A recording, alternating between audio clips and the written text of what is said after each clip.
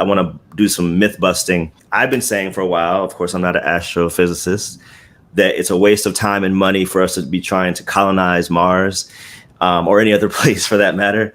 We could be feeding and clothing the homeless or doing some other stuff with that money. But remember when I was over at Bob's house and you were saying trying to go to Mars, among other issues, will cause severe radiation pain in the intestine after you get out of Earth's magnetosphere. You survive for maybe 90 days, and then you get cancer, pain, death.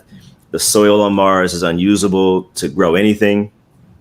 You can't walk in 40% gravity. And so there's just obviously a lot of issues. Can you just help us all understand why this is probably a fruitless effort?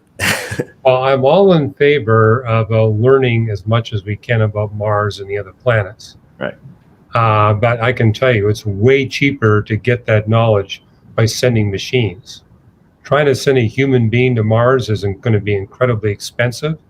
And I've written articles saying it's prohibitively expensive because it's one thing to make a spaceship that goes from Earth to Mars with artificial gravity. Yeah. It's expensive enough as it is. But once you get outside of Earth's magnetosphere, you need to find some way to protect those humans from the deadly radiation, the cosmic radiation and the solar radiation.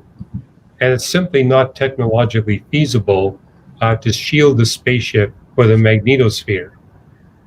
Basically, the only way you're going to keep those astronauts alive is to make a really thick shield around the spaceship that blocks out all the incoming radiation.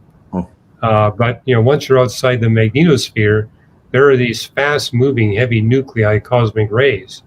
You're going to need a lot of shielding.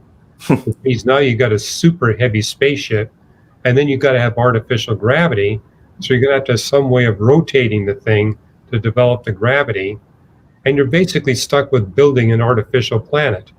So this is not cheap anymore. You're having to build a spaceship that's many miles across, that rotates, where you have artificial gravity on the inside, where you got a thick shield to protect them from the radiation. And then when you get to Mars, you can't step outside because of the radiation there.